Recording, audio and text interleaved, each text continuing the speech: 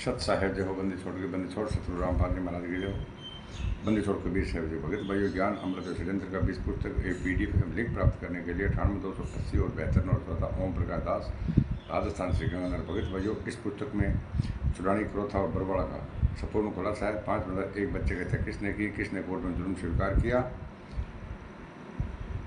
संपूर्ण इन RSS गुंडों का संपूर्ण खुलासा जानने के लिए भगत भाइयों पढ़िए ज्ञान अमृत षड्यंत्र का 20 पुस्तक। भगत भाइयों 429/14 तो संत रामपाल जी महाराज को आजीवन कारावास का तो केस हुआ है।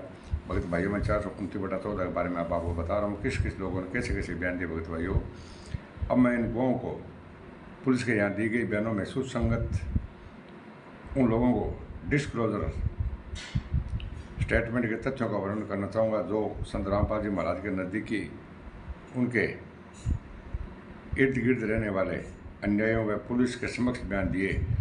जो भगत भाइयों जो का परिवार का व मधुकल फिर आप बयान दे रहा है वैसे नज़दीकी अन्यायों में से अभियुक्त राज कपूर जो इंगलोटा हरियाणा का है और RSS समिति का सचिव है।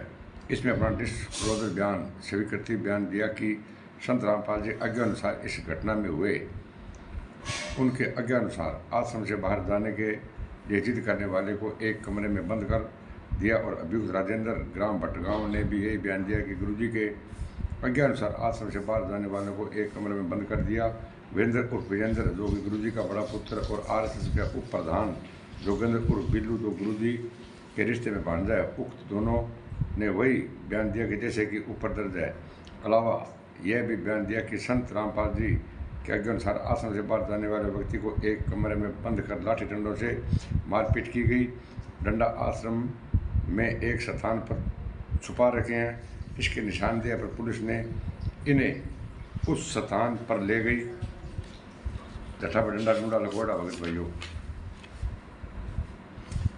जहाँ डंडा छुपा कर रखने के बाद के डंडा की बरामदी हुई और उसका फोटोग्राफी की गई। बरामदी मेमो तैयार किया गया। डंडा को पोस्टमार्टम करने वाले डॉक्टर समक्ष प्रस्तुत किया गया। डॉक्टर प्रतिवेदित किया कि इन डंडों से इस्तेमाल से मृत्यु संभव है। डंडा का फोटोग्राफर कुल 11 की संख्या में ली गई। बबीता जो गुरुजी का खान पान देख रेख वेट बिस्तर करती थी और जो बलजीत लहरी की बेटी थी, इसने पुलिस के समक्ष 2 बार अपने स्वीकृति बयान दिया कि एक बार SI शीला और दूसरी बार SI सुनीता के समक्ष बयान दिया। बताया कि संत रामपाल जी महाराज के आज्ञा अनुसार आश्रम से बाहर जाने की जिद करने वाली स्त्रियों को एक कमरे में बंद कर मारपीट की। रात में स्थिति बिगड़ गई।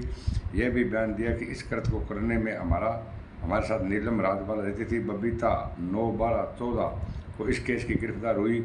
इसके बयान के अनुसार पुलिस ने इन्हें रिमांड पर लेकर नीलम राजबाला के घर गई। वे लोग वहाँ नहीं मिले तो पूनम सावत्री तो दिनांक 13/12/14 को गिरफ्तार हुई।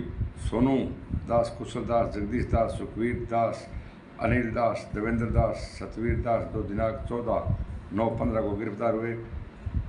उक्त सभी लोगों ने बयान दिया कि हम सभी ने आश्रम में बाबा रामपाल के आज्ञा अनुसार सारा कृत्य किया। उनके आदेश पर जो आश्रम से बाहर जाने वाले जिद कर रहे थे उन्हें एक कमरे बंद कर दिए, जिनकी स्थिति रात में बिगड़ने पर आश्रम के बाहर मेन गेट पर भैया फेंक दिया। उक्त सभी इन केस का अभियुक्त बनाए गए थे। सभी ने एक बयान पुलिस के समक्ष दिया कि गुरुजी आज्ञा अनुसार मृतकों को एक कमरा में बंद कर दिया ताकि वे आश्रम से बाहर नहीं जा सके। रात में स्थिति खराब हो गई और मृत्यु हो गई। उक्त लोगों के अलावा मृतकों के सगे संबंधियों ने भी यही बयान पुलिस के समक्ष दिया कि हम सभी परिवार जो सत्संग सुनने एवं गुरुजी के दर्शन करने आए थे, जब दर्शन नहीं हुए तो घर वापसी का प्रयत्न करने लगे तो संत रामपाल जी महाराज के कहने पर अनुयायियों ने काले ड्रेस के कमांडो ने आश्रम से बाहर जाने से रोकने लगा। बार बार कहने पर बाहर नहीं जाने दिया और मृतकों को जबरदस्ती एक कमरे में बंद कर दिया, जिसके कारण भगत भाइयों मृत्यु हो गई। सत साहेब भगत भाइयों इस चैनल को लाइक और कमेंट जरूर करें और 5 बार एक बच्चे की हत्या किसने की सच्चाई जानने के लिए पढ़े ज्ञान अमृत षड्यंत्र का 20 पुस्तक। सत साहेब।